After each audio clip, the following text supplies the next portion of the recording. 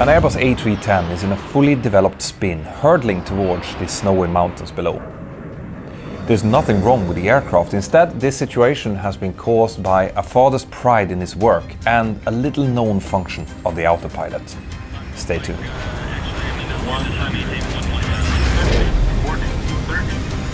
A huge thank you to Blinkist for sponsoring this video. The accident that I will tell you about today is among the saddest and most preventable ones that I've ever come across. And it serves as a really good reminder that even though you might break rules with the absolute best intentions, it can still start a chain of events that you cannot control. In the evening of the 22nd of March 1994, an Airbus A310 from Russian Airlines, which is a subsidiary to the Russian flag carrier Aeroflot, is getting ready for a flight between Moscow and Hong Kong. The flight time is expected to be 13 hours and 39 minutes, which is so long that you require at least 3 pilots to fly it so that they can alternate and take some rests during the flight. The pilot in command is a quite experienced 40-year-old, and he has been flying the Airbus A310 for about 2 years at this point, giving him about 950 hours on type. His previous experience was largely on the Tupolev 134. Together with him is a fairly experienced 33-year-old first officer who joined Aeroflot about 2 years prior and has amassed 440 hours of flying on the Airbus A310. And the third pilot is an experienced 39-year-old captain who has amassed 907 hours on the Airbus A310, and on this flight he is traveling for the first time ever internationally together with his 2 teenage children, Jana and Eldar. And that fact is going to become very important for what's about to happen. The rest of the crew consists of 9 cabin crew members, and there are 63 passengers, a lot of them actually airline employees who are traveling over to Hong Kong on this flight. The pilot goes through the pre-flight, they check the weather. The weather is fine en route, it's not expected to be any turbulence or anything like that, and they start making their way down towards the aircraft. When they get down to the aircraft, they're met by another pilot who's going to be traveling as a passenger. And he asks if it would be possible for him to sit inside of the cockpit during the flight, and this is agreed by the pilots. The crew starts preparing for departure. The pilots are looking through the technical logbook, which they see is completely clean. There's no technical issues with the aircraft. So they continue with the pre-flight preparation. They board their passengers. They push back from the gate, start taxiing out, and at time 13:39 UTC, that's 20:39 local time, they take off from runway 25 right in Sheremetyevo Airport in Moscow. Initially, they make a right-hand turn up towards the northeast and they climb to 30,000 feet, where they stay for about 27 minutes before they continue to climb up to their initial cruise altitude of 34,000 feet. The flight proceeds normally for the first 4 hours over the dark skies of central Russia, and at 26 minutes past midnight, it's time for the pilot in command to get back to get his rest. So he leaves the cockpit, gets into the passenger cabin and sits down to get a few hours of sleep, and the co-captain takes his place in the cockpit. So now the co-captain, which I'm going to refer to as the captain from this point onwards, is pilot flying, and he's sitting together with his first officer who's pilot monitoring, who's handling the radio. And it's around this time that the captain decides that he's going to invite his 2 teenage children into the cockpit. He's really proud of his work and he wants to show off this highly technological cockpit to his children, which I completely understand. Remember, this is prior to 9/11, so the rules around who could come in and visit the cockpit was not as stringent as they are now. So there's nothing strange with this request, and the children comes into the cockpit and starts looking curiously around. At 43 minutes past midnight, the captain suddenly has an idea. He asks his daughter, Jana, if she would like to sit in the pilot chair and fly the aircraft. Jana gets excited over this idea, and the captain now leaves his chair. He does not hand over controls to the first officer. Instead, he puts himself behind the center pedestal, still technically in charge of the aircraft and the pilot flying role. Jana gets into the seat, she sits down and she looks up on this massive control wheel ahead of her, and she also asks her dad if he can put the seat up a little bit, so she gets up a little bit higher. Now, I mentioned to you before that letting the children into the cockpit was not strictly against the rules at the time, but what is happening right now, this is against the rules. Because as the pilot in command and pilot flying, you're not really supposed to leave the pilot chair for any reason other than strictly safety related or operational. And if you do, you have to hand over the controls to the pilot monitoring, who then becomes pilot flying. But this doesn't happen. Instead, he gets out of the chair and he lets in an outsider, someone with no training whatsoever, into the pilot chair. And this is probably the worst break of the rules of them all, because under no circumstances are you allowed to, neither then nor now, to have someone like that sitting in the active pilot chair in an aircraft that is in flight. The first officer is watching this happening, and since he's pilot monitoring, he has pulled his chair to the furthest back position. He is only 160 centimeters long, so with the chair in that position, he doesn't properly reach the pedals, and it would be problematic to try to hand fly from that position, and this is soon going to have some severe consequences. The captain now tells his daughter, Jana, to put her hands on the control wheel, that she's going to get to fly the aircraft. He then reaches up and he switches the autopilot mode from navigation, which is the mode that follows the pre-programmed route, to heading, which is going to follow whatever he sets on the heading bug. He moves the heading bug more than 15 degrees to the left, and this initiates a 20-degree bank turn to the left. And since Jana has her hands on the controls, it will feel like she is the one that is actually making the turn.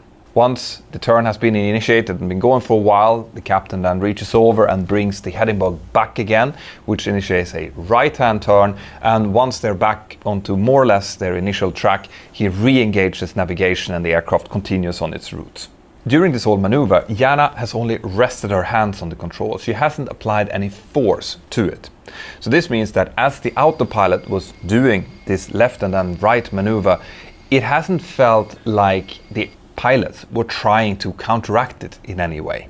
Jana stays in the pilot seat for about 7 minutes, curiously looking around, until at time 0052 she makes way for her older brother Eldar, who's now keen to get into the pilot seat and try it out for himself. As the siblings are now changing place in the left-hand seat, the first officer gets onto the radio and he calls up Novosibirsk Control.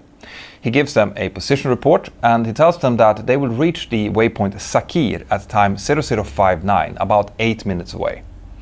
Turns out that they will never make this waypoint, and I'll tell you all about what happens next after this short message from my sponsor. Now, I don't know about you guys, but I personally love reading books and listening to podcasts. It gives me new ideas and new perspectives that I didn't even knew existed. The problem though is that I always seem to lack time to do it. So that's why I'm so happy to have Blinkist as the sponsor of this episode. Because Blinkist was created exactly for that purpose. What they do is they take their more than 5,000 titles in 27 different categories and they distill them down to their most essential core bits that they call blinks. This means that you can listen to a book or a podcast in only 15 to 25 minutes, which is perfect when you're on the commute to work, for example. If you think that sounds really interesting, well then go down, click on the link here below, which is blinkist.com/mentorpilot. It will give you a 7-day free trial so you can check it out. And if you decide to subscribe, it will give you a 25% discount on the premium subscription. So go down and check it out. When the son Eldar, who is 16 years old at the time, sits down into the captain chair, the pilot who's been traveling passively on the jump seat asks if he can take a picture of him. And Eldar, of course, agrees, and he's really proud of this moment, which we all can understand. The captain now intends to do exactly the same type of maneuver with Eldar as he did with his daughter, Jana, earlier. But before he can start the maneuver, Eldar turns over and asks his father if he can actually turn the yoke. The captain responds with, yeah, you can. And then he reaches over and he engages heading again. He turns the heading bug once again, more than 15 degrees to the left, which initiates the turn by the autopilot. But this time, Eldar is actually inputting with quite a bit of force onto the control wheel. This can be seen later on the flight data recorder by some asymmetry between the left and right aileron as he's doing so, but initially this doesn't really impact the autopilot. Once he has initiated the turn and done the left-hand turn for a while, the captain once again reaches over to the heading bug and moves it over to the right to re-initiate a right-hand turn. Eldar follows through in the controls and he inputs a little bit more pressure onto the steering wheel. Now, as the autopilot is starting to get closer to its intended heading, it also starts to input in order to level off the wings to maintain the heading that is indicated by the heading bug. The problem now is that Eldar keeps his pressure onto the yoke, keeps it wanting to turn right.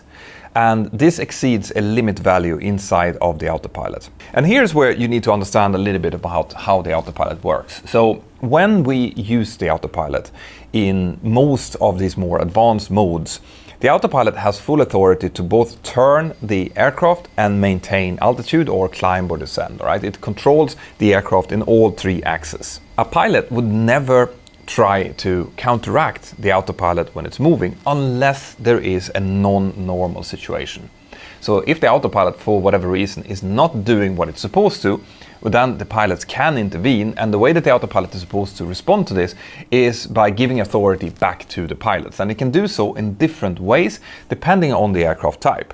In most cases, this causes the autopilot to disconnect completely, and that is abundantly obvious to everyone because it will come with an oral warning that it happened, and you will also see it on your flight mode annunciator. But here is where a key detail of the autopilot on the Airbus A310 differs from the types that these pilots have been flying before. Because as Eldar is now maintaining his right-hand turn input on the steering wheel, and the autopilot tries to level off, it feels that, okay, the pilot wants me to do something else, and it disconnects only the lateral channel of the autopilot. This means that the autopilot is still engaged. It doesn't give any oral warnings, it doesn't even give any visual warnings to the pilot that this has happened. It still controls the aircraft's altitude, but it has now relinquished control in the lateral part, the turning part of the autopilot. This decoupling of the lateral autopilot channel would, for a trained pilot, definitely be felt. If you are turning against the autopilot and this decoupling happens, you would feel suddenly a difference in the amount of force feedback you need to put into the controls. But because Eldar is now doing this input and he has no idea about what he's doing, he has no training or no knowledge of this, he doesn't notice it. And there's also a possibility that the first officer at this point is also following through on the control wheel on his side, but he wouldn't notice it either because he might think that the difference in force feedback is due to inputs that Eldar is doing on his side. So none of the two people that are at the controls, and certainly not the pilot, the only real pilot that has input to the controls now, notices that this decoupling happens. The aircraft now continues its right-hand turn, past the point where it should have leveled off and followed its original route, and it's slowly increasing its bank angle because there is still a little bit of force introduced on the steering wheel towards the right. There's still no indication in the cockpit that the lateral channel of the autopilot has been disengaged, but it's also a fact that none of the pilots seems to be monitoring the aircraft as it continues to turn. During this time, the captain has actually looked away a little bit and he's engaged in a conversation with his daughter, Jana, and that takes about 20 seconds or so. And it's when the aircraft bank angle increases past 20 degrees of bank that the 16-year-old Eldar speaks up and he says, why is it turning? And the first officer looks over at him and responds, is it turning by itself? And Eldar responds with, yeah. At this point, the pilot on the jump seat speaks up and he says, it's turning into the area, guys. And the first officer looks down onto his navigation display and he says, yeah, it's reaching the area, the holding area. A holding area is an oval-shaped area that aircraft goes into when they need to hold for whatever reason. For example, before they can start an approach into an airport, or if they have to hold at a certain nav aid for another reason. But why would the pilots think that they're entering a holding area? They haven't told the aircraft to do so, they haven't programmed it, and it's definitely not on the route. Well, it turns out that in flight testing of the Airbus A310, when it's subject to a situation like this, when the aircraft is turning away from its intended route and it doesn't follow the autopilot, it can start to show a false track line on the navigation display. This is basically a suggested track line, so the aircraft saying, well, you're turning obviously, so maybe you want to go this way. And it can turn out either as a straight line or as a circular line. But in any case, if the pilots are looking down on their navigation display and they suddenly see that the aircraft is or looks like it's following this suggested track line, maybe that's why they think that this is happening. In any case, it seems like all of the pilots are now looking at this happening on navigation display, and none of them is monitoring what's actually happening to the aircraft's attitude. Because like I was saying before, the aircraft is now banking more and more to the right. It passes 30 degrees, which is the limit for the autopilot. It passes 45 degrees, which is what we considered a steep turn, and it continues to increase. And interestingly enough, this also happens without any aural warning inside of the cockpit. But remember how I said that the autopilot has not disengaged fully, that it's still trying to maintain the altitude? Well, because the only way that it can do that is by increasing the elevator back pressure and also changing the angle of the stabilizer, it's now trying to do that. But as the aircraft banks more and more, it becomes more and more hard for the autopilot to keep the altitude. So as the aircraft passes about 45 degrees of bank angle, it also starts descending. But because the elevator is now deflected upwards in order to try to maintain the altitude, the aircraft, as it's banking more and more, is also subjecting the passengers and crews to more and more G-forces.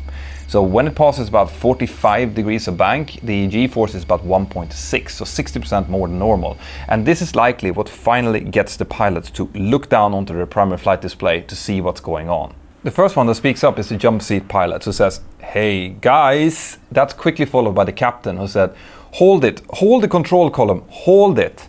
It is very likely that that command from his father, the captain, actually caused Eldar to physically hold on to the control column. That would be the logical response for someone who is not a trained pilot. But what the captain actually wanted was for the pilots to level the aircraft off, to hold the bank angle and to try to bring it back onto the left.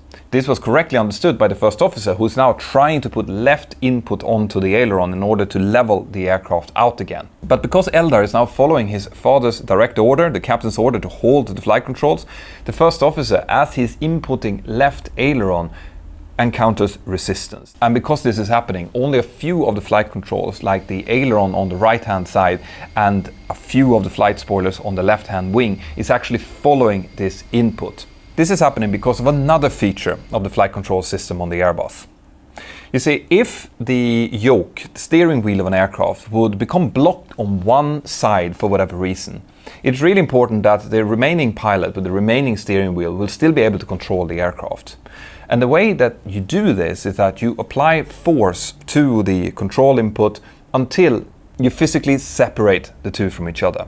But when that happens, the remaining pilot will only be able to control part of the flight controls on the wings. This is likely what's happening here. And as the first officer is now trying to turn towards the left, and Eldar is holding on to the flight controls as his father has told him to do, it becomes really, really hard and sluggish for the first officer to try to straighten the aircraft up. And you can see on the flight data recorder that he actually momentarily reverses, as in turns right for a bit, just to kind of see whether or not something is wrong with the flight controls. But when he does so, the bank angle just increases even more towards the right. Now, it is unlikely that this actually made much difference in this case, because as the aircraft is now at an almost 90-degree bank angle, and the elevator, which remember the autopilot is still trying to maintain the altitude, is deflected almost fully upwards, it means that the angle of attack of the aircraft has exceeded the stall angle. And when the wings are stalled, you might not have any aileron control anyway. Interesting to note here is that for the first few seconds of this stall event, there is no audible stall warning in the cockpit. They definitely have buffeting. You know, the aircraft will be shaking, which is a very clear signal that they're in a stall. But since the autopilot is now finally being disconnected by the forces being applied to the yoke, that warning of the autopilot being disconnected, together with the aircraft descending away from its cleared altitude, override the audible stall warnings. So it takes about 4 seconds before the stall warning actually comes on in the cockpit. During the subsequent 21 seconds, the captain, who is still standing behind the central pedestal in the cockpit, is screaming, "The other way, turn left." And the first officer is also saying, the other way, presumably talking to the 16-year-old Eldar, who is holding on to the controls for his dear life. Now, what should happen right now, because the aircraft is in a stall, is that you need to get out of the stall. And the way to do that is to disconnect the autopilot, to push the nose forward so that you unload the wings, get out of the critical angle of attack. Only then, once the wings are unstalled, can you start to try to level off the bank and get it to wings level again. But this does not happen. The aircraft continues in its stalled situation, descending very rapidly in a very steep right turn bank. And it is pretty obvious from the cockpit voice recorder that the pilots have lost their situational awareness in this situation. It's worth noting here that one of the reasons that the pilots didn't react correctly in this situation was that at this time in this airline, the pilots had not received any training in the simulator on how to deal with a high-level upset, stall and recovery procedure. The time is now 00:55 minutes and 58 seconds, and things are about to become even worse. The aircraft is in an almost 90-degree right turn bank and a pitch down of 20 degrees, which means that it's descending rapidly.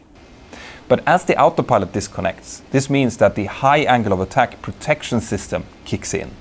This forces the nose down even further in order to try to unload the wings. That's the whole idea of that system.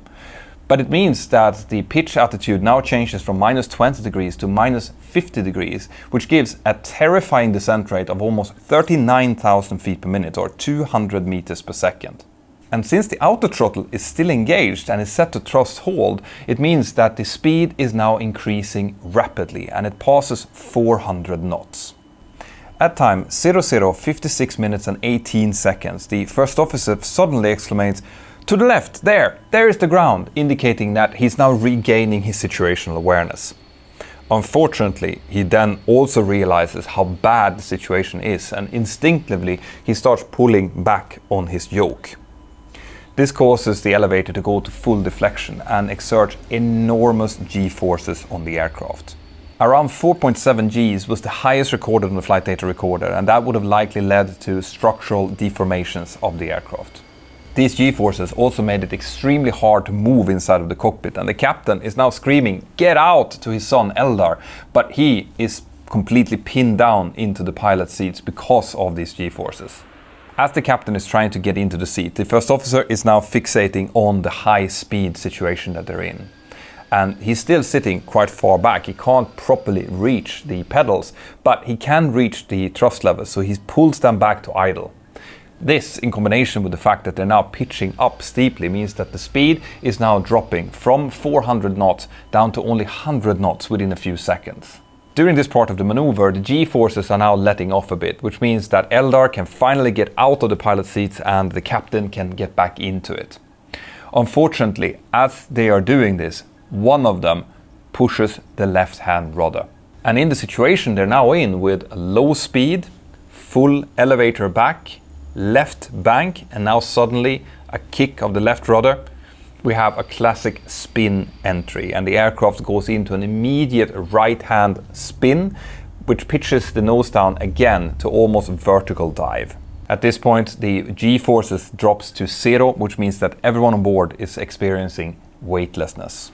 Now the captain is finally back in his seat, and at time 00:57 minutes and 11 seconds, the aircraft has actually stabilized itself a bit. It's in a 20-degree left-hand bank and a 20-degree nose-down position, so it's still not good. But it is likely that if the pilots would have just let the controls go here and the elevator would have been returned to a neutral position, the aircraft might have stabilized its speed and it would have been possible for them to rectify the situation. But instead, the elevator is once again pulled back to its maximum deflection, the aircraft pitches up and starts losing speed. At time 00:57 minutes and 47 seconds, someone pushes the left rudder again. This once again creates the conditions for a spin. The aircraft starts rotating at a higher and higher angular velocity, and at this point, the aircraft is at only about 1,000 feet altitude. So it is just too late, and even though the pilots managed to stop the rotation, the aircraft still crashes into the foothills of the Kuznetsk Alatau at time 00:58 and 1 seconds. This is only 3 minutes and 15 seconds after Eldar first sat down into the pilot seat, and the whole upset took only 2 minutes and 25 seconds. All 75 people on board immediately perishes as the aircraft impacts the ground. It took several hours for the crash location to be found, and the rescue workers had to travel there by helicopter because of its remote location. Unfortunately, the cockpit voice recorder and the flight data recorder was fairly quickly found, and they were in good condition, which led to the investigators being able to piece together the reasons behind this crash, which is, as you heard, really, really tragic. The final report concluded that the crash was due to the presence of an outsider in the pilot's seat, the fact that he unwittingly disconnected the lateral channel of the autopilot and that there was no warnings in the flight deck that had happened. That then led to an increasing in-flight upset situation, which wasn't recognized by the flight crew, and once it was recognized, it wasn't handled properly, probably partly because of the fact that the first officer, who was the only pilot next to the controls, was not in a seating position that was good enough to handle that situation. This led to several recommendations, as you might expect, about cockpit security and who can actually access the cockpit, but also how the pilots are supposed to be monitoring the flight and when they can and how they can leave their seats. It also led to recommendations about flight training on upset and recovery from a high altitude stall, as well as recommendations to the aircraft manufacturer, Airbus, about the introduction of proper audible warnings in case the autopilot would disconnect one of its channels, which was the case here, but also about more audible bank angle warnings and several other systems improvements. Now, if you want to see more videos about incidents and accidents, then check out this playlist up here, or this video up here, which I think you're going to find really interesting. If you want to support the work that I do, consider becoming part of my awesome Patreon crew, or you can always get yourself some merch. Follow me on Twitter, Instagram, Facebook, and wherever you can find me, and I hope that you're having an absolutely fantastic day. Bye-bye.